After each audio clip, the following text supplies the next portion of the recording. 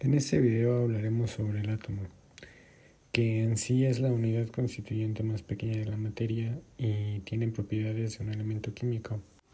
Las partes del átomo serían en el centro los protones y los neutrones, y en las órbitas, como lo podemos observar aquí, serían los electrones. De aquí pasaremos a las teorías atómicas. Los primeros personajes de los cuales se tiene registro que tocaron el tema de las teorías atómicas fueron Leucipo y Demócrito en los años 500 a.C.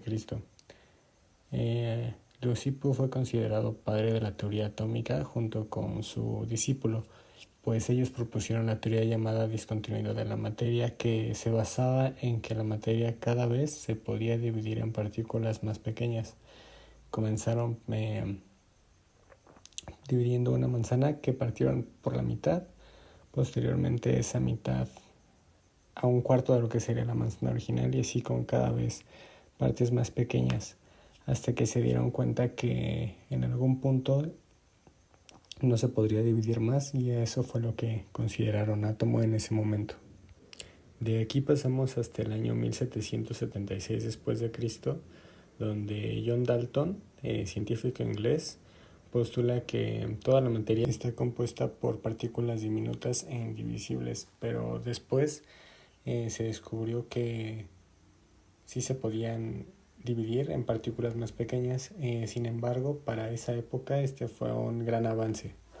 De aquí pasamos a una de las teorías quizá más icónicas, pues es la teoría de Thomson llamada teoría del bodín de panzas. Thomson fue quien descubrió el electrón en el año 1897, y pocos años antes de su descubrimiento el protón y el neutrón.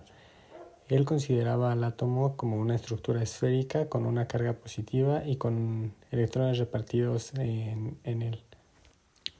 Posterior a Thomson, Rutherford en 1911 plantea el modelo planetario, en donde los electrones ya no están dentro o en el centro integrados con el mismo átomo, sino que los electrones giran alrededor de los protones.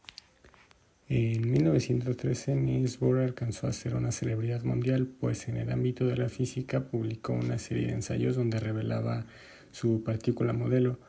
El modelo de Bohr es algo simple, pues recuerda al modelo planetario de Copérnico, describiendo órbitas circulares alrededor del Sol. Explica el comportamiento de los electrones en órbitas circulares que ya están definidas, a estas llamadas niveles de energía, donde la configuración electrónica es dada por los electrones. Si los electrones observan un cambio de energía, estos cambian de órbita. Schrödinger describió la evolución del electrón alrededor del núcleo mediante ecuaciones matemáticas y no su posición. Él decía que su posición no se podía determinar con exactitud, y propuso una ecuación de onda que ayudaba a predecir las regiones donde sí se pudiera encontrar ese electrón, y a esta ecuación pues se le conoce como la ecuación de Schrödinger.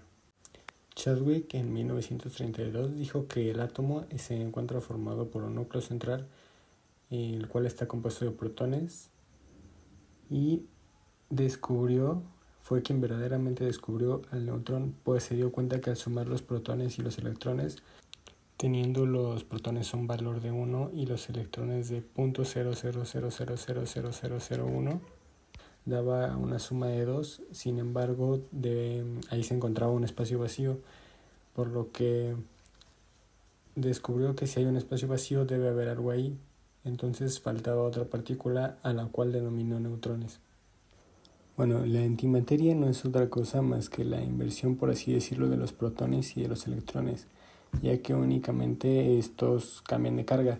El protón en la antimateria cuenta con una carga negativa y los electrones cuentan con una carga positiva. Otro término es la materia oscura, que podría llegarse a parecer a la antimateria, pero no son lo mismo, pues mientras en la antimateria se invierten las cargas del protón y electrón, la materia oscura es materia que se encuentra ahí en el universo, existe, pero pasa algo similar que con la suma de Chadwick.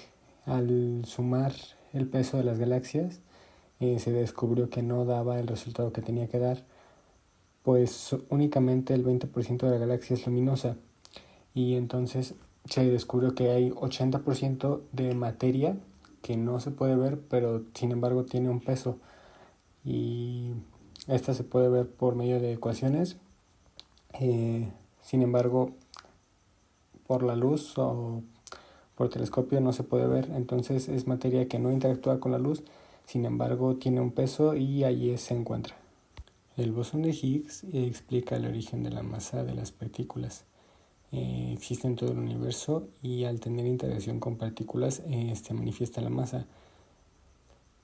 Se puede ver la partícula y mientras esta va avanzando es cuando por medio de la fricción o rozamiento tiene interacción, por así decirlo, con el universo, y esto es a lo que se le conocería como bosón de Higgs. Para entender el bosón de Higgs hay que saber que todo lo visible en el universo, incluidos nosotros como humanos, nos encontramos hechos de partículas. Estas partículas se les llama modelo estándar de física de partículas. La mayoría de estas partículas tienen masa y existe una telaraña invisible, por así decirlo, rellena en el universo a la que se le conoce como campo de Higgs. Las partículas elementales, al entrar en interacción con dicho campo y al moverse, generan una fuerza que es a la que se le conoce como bosón de Higgs y hacen posible las interacciones en el universo. Un ion es una partícula cargada eléctricamente, la cual está constituida por un átomo o una molécula que no es eléctricamente neutra. Esto se puede entender como que a partir de un estado neutro de un átomo o alguna molécula se han ganado o perdido electrones. Y a este fenómeno es el que se le conoce como ionización. Cuando un átomo gana o llega a perder electrones, la especie formada es un ion y esta lleva una carga eléctrica neta. Como el electrón tiene alguna carga negativa, cuando se añaden uno o más electrones al átomo, el cual se encontraba eléctricamente neutro, se forma un ion cargado negativamente. Al perder electrones se produce un ion cargado positivamente. Y el número de protones no cambia un átomo al convertirse en un ion. Un catión es un ion con carga positiva, mientras que un anión es uno con una carga negativa. El catión se forma cuando un átomo neutro pierde uno o más electrones, por lo que cuenta con más protones que electrones. Los cationes pueden estar formados por uno o más átomos siempre y cuando que la carga total del compuesto sea positiva. Los aniones se forman cuando un átomo neutro gana uno o más electrones, por lo que tiene más electrones que protones. Los aniones pueden estar formados por uno o más átomos siempre que la carga total del compuesto sea negativa. El hidrógeno tiene 3 isótopos. El hidrógeno protio, que solo tiene un protón en su núcleo, el deuterio, que es un protón y un neutrón, y el tritio, que es un protón y 2 neutrones. Ahora pasaremos a hablar sobre la tabla periódica. La tabla periódica es una disposición de los elementos químicos ordenados por su número atómico y por su configuración de electrones. Varios autores la clasificaron de diferentes formas. Dobereiner clasificó los elementos en grupos de 3 en 3, tomando como base el peso atómico del átomo central como peso promedio de los otros dos, publicando sus resultados como tríadas de Dobereiner. Newlands los clasificó en octavas basándose en los pesos atómicos.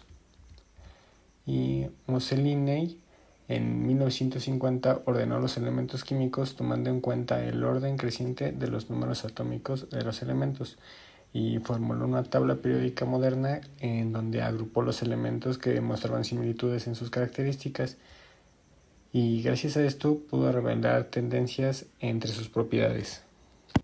La tabla periódica actual fue diseñada en 1952 por Werner y Patin, la cual se basa en la teoría de Moseley, donde la configuración electrónica de los elementos está dividida en 18 columnas denominadas grupos o familias y 7 filas a las cuales llamamos periodos.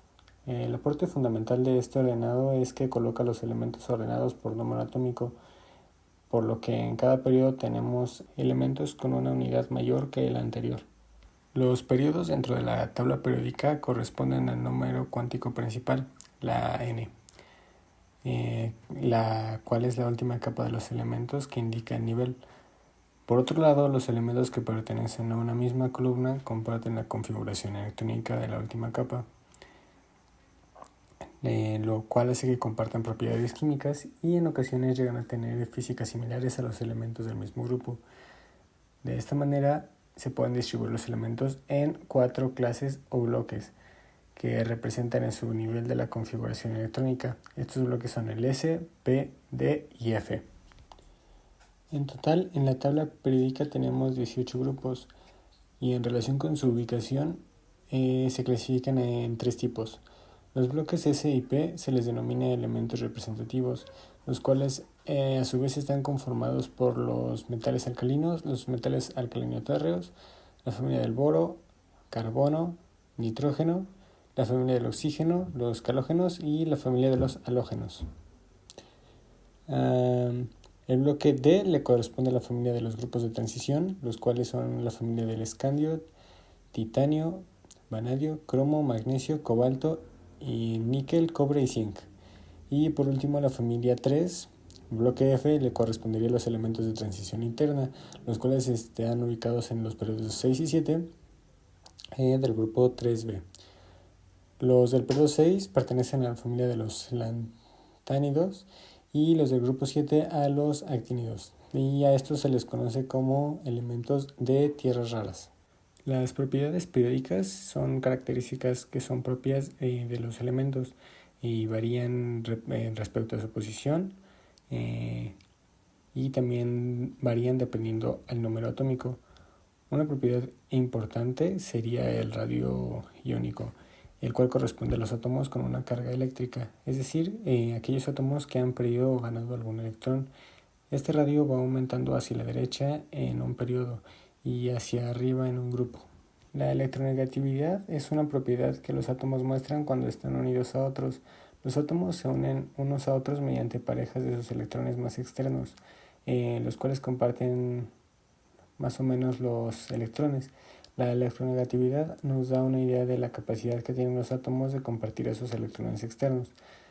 Pues si un átomo con electronegatividad grande se une a uno con una menor electronegatividad, los electrones del enlace se encontrarán desplazados hacia adentro del átomo. En la tabla nos podemos dar cuenta que cuanto más abajo del sistema periódico, más alejada del núcleo está la capa de los electrones más externos que los átomos usan para formar enlaces con otros átomos. Ahora hablaremos sobre la regla del octeto. Esta es una teoría que establece que los átomos tienden a ganar, perder o compartir electrones para alcanzar una configuración electrónica estable, con 8 electrones en su capa más externa. Pasaremos a ver algunos ejemplos. El primero de ellos es el cloruro de sodio, donde el sodio pierde un electrón y el cloro gana uno, para que ambos átomos tengan 8 electrones en su capa más externa. También podemos ver que moléculas buscan, o más bien átomos buscan llegar a la regla del octeto con la molécula del agua, donde el oxígeno comparte electrones con 2 átomos de hidrógeno para completar su capa más externa. Sin embargo, esta regla también tiene excepciones, pues hay átomos que no siguen la pauta de tener 8 electrones en su última capa para buscar una estabilidad. Átomos como el fósforo, azufre, selenio, silicio o helio pueden alojar más electrones de lo sugerido por la regla del octeto, estos siendo hipervalentes. El hidrógeno solo puede aceptar 2 electrones como máximo en un enlace químico, mientras que el berilio y el boro alcanzan la estabilidad con menos electrones.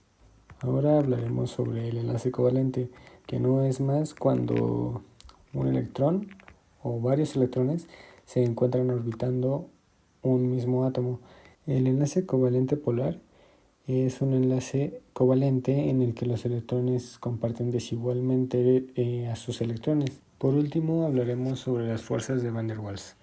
Estas son fuerzas de atracción débiles que se forman cuando moléculas eléctricamente neutras, polares como no polares, se encuentran en una distancia moderada. En la imagen podemos observar la interacción inducido, dipolo inducido, y se establece entre moléculas apolares. La formación de un dipolo en una molécula induce la formación de un dipolo inducido en la molécula próxima. Los puentes de hidrógeno son un tipo especial de interacción dipolo-dipolo que ocurre entre el par solitario de un átomo altamente electronegativo y el átomo de hidrógeno de un enlace NH, OH o FH. Muchas gracias por ver este primer video acerca de átomos.